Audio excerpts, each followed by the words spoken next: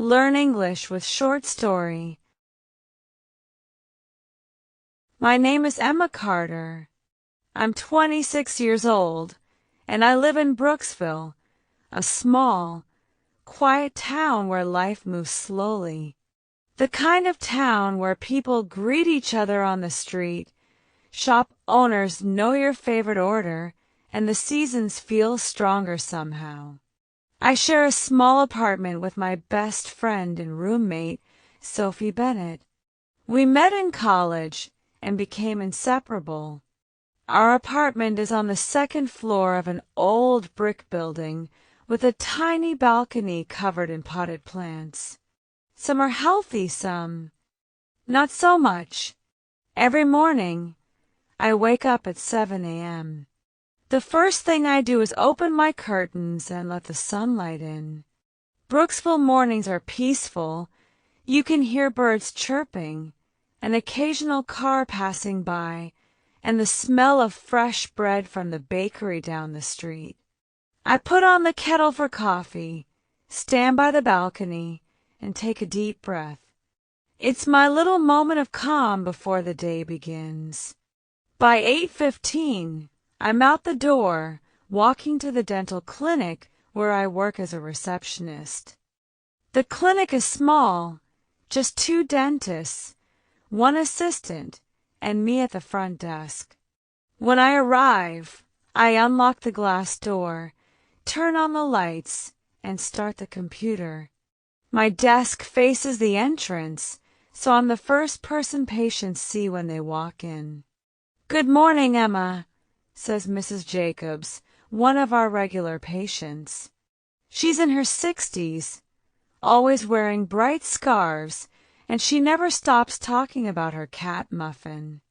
"Good morning, Mrs. Jacobs," I reply with a smile. "How's Muffin today?" "Oh, you know, ruling the house like a queen," she laughs. These little conversations are my favorite part of the job. They make me feel connected to people, like I'm part of their stories. Around 10:30, Tom, our dental assistant, brings me a cup of tea. "You look like you need this," he says with a grin. Tom is in his early 30s, friendly, and a little too sarcastic sometimes, but he's like an older brother to me. We talk about weekend plans, the weather, and sometimes about nothing at all. At noon, I take my lunch break. On warm days, I sit in the small park across the street. I eat my sandwich while watching kids run around and office workers rush past. Sometimes Sophie meets me there if she has the day off from the bookstore. We sit on the grass and share snacks while talking about everything: movies, books, funny customers she had that morning. "Someone asked me if we sell milk at the bookstore today," she says, rolling her eyes. I laugh so hard I almost choke on my sandwich. After work, I usually stop by the grocery store. My shopping list is always short: fresh vegetables, bread, maybe some pasta. I like cooking in the evenings, chopping onions, stirring soups, trying new recipes I find online. When Sophie comes home around 6, we have dinner together. Some nights we watch movies, other nights we just talk for hours. We've been best friends long enough to read each other's moods without words. Weekends are slow and sweet. On Saturday mornings, I sleep in a little. Breakfast is usually pancakes or French toast with coffee. After that, I do chores, laundry, cleaning, organizing my room. Around noon, Sophie and I head to the Brooksville Farmers Market. The market is my favorite place in town. Farmers sell fresh fruits and vegetables, bakers offer warm bread, and local artists display handmade jewelry and pottery. I always buy flowers, usually daisies or sunflowers, to keep in a jar on the kitchen table. Sophie can't resist buying pastries, even though she says she's cutting down on sugar. Sundays belong to my family. My parents live only half an hour away, in a cozy house with a big backyard. My mom cooks a huge lunch: roast chicken, mashed potatoes, fresh salad, and her famous apple crumble. My dad always tells the same old stories about his younger days, how he once got lost in Paris, how he met my mom at a library. I've heard them 100 times, but I still smile and listen. After lunch, we sit in the garden with tea, talking until the sun begins to set.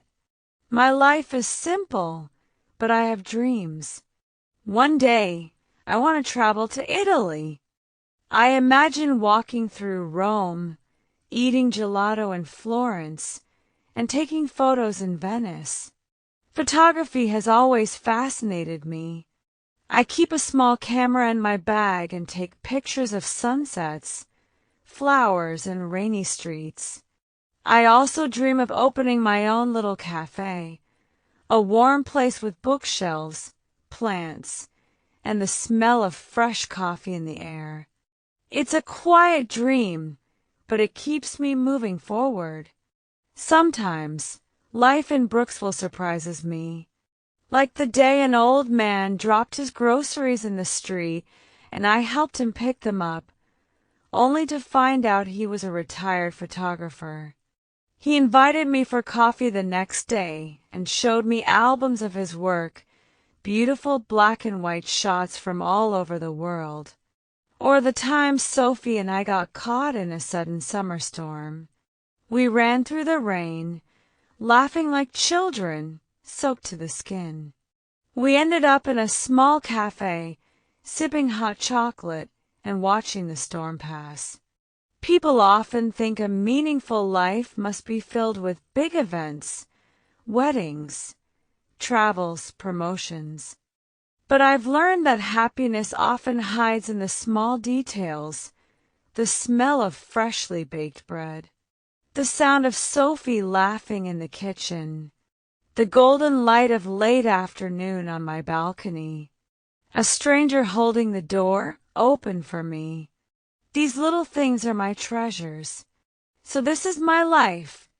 Ordinary, yes. Predictable, maybe. But it's mine. And when I lie in bed at night, hearing the soft hum of the town outside my window, I feel grateful. Grateful for the people I love. Grateful for my quiet mornings. Grateful for my little dreams that wait patiently for their turn. My name is Emma, and I've learned that you don't have to live a big life to have a beautiful one. Sometimes ordinary is enough. Thank you for watching the video.